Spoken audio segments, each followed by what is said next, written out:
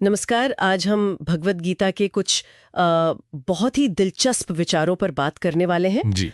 हाँ, ये हमारे एक श्रोता ने साझा किए हैं और इनका जो केंद्र है वो है निष्काम भक्ति। मतलब बिना किसी फल की इच्छा के सिर्फ प्रेम से की जाने वाली भक्ति।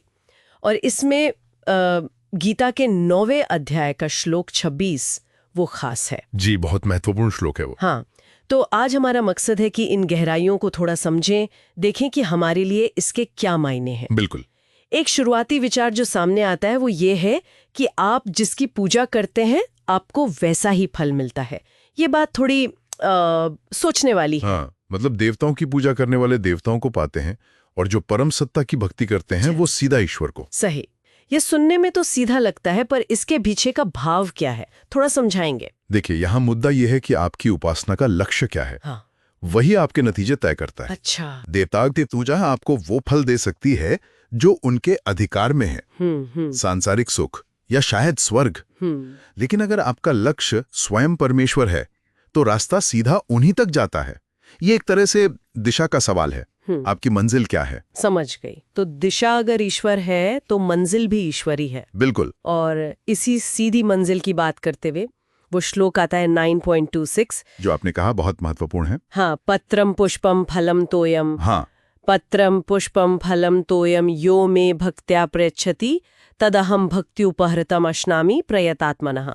मतलब कोई अगर मुझे प्रेम से, भक्ति भाव से सिर्फ एक पत्ता, फूल, फल या थोड़ा जल भी चढ़ाए, बिल्कुल, तो मैं उसे स्वीकार करता हूँ। हाँ। कितनी सरल पर कितनी गहरी बात है ये। बिल्कुल। और यहाँ ध्यान देने वाली बात है वो शब्द भक्त्या, यानी भक्ति के साथ। हाँ। और प्रयतात्मनः, हाँ। यानी शुद्ध मन वाले व्यक्ति का दिया हुआ। अच्छा, शुद्ध मन वाला। बिल्कुल, हाँ।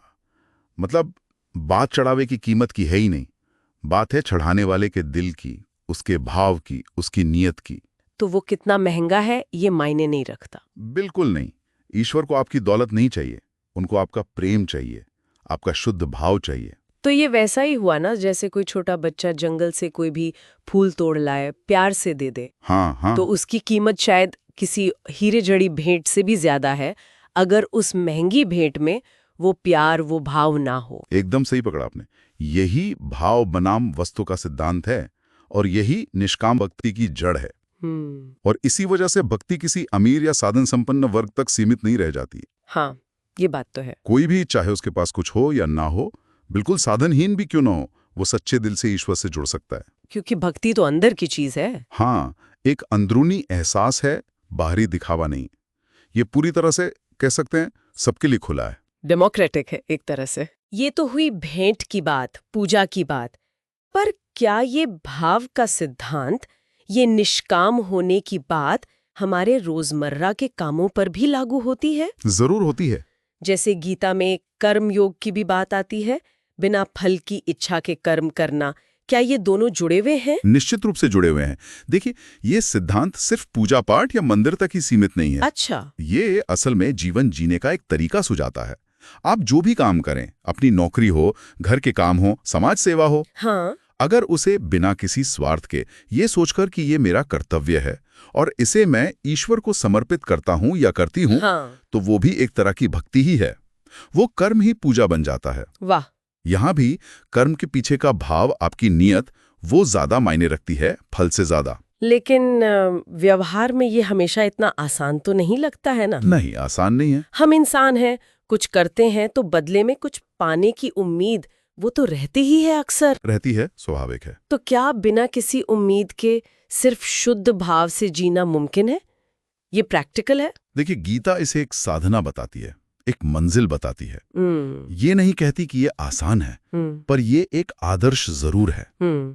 निष्काम होने का मतलब शायद ये नहीं कि उम्मीदें बिल्कुल खत्म हो जाएं, बल्कि ये कि आप उन उम्मीदों से बंधे नहीं। अच्छा। बंधे नहीं। हाँ। उनके लिए व्याकुल ना हो।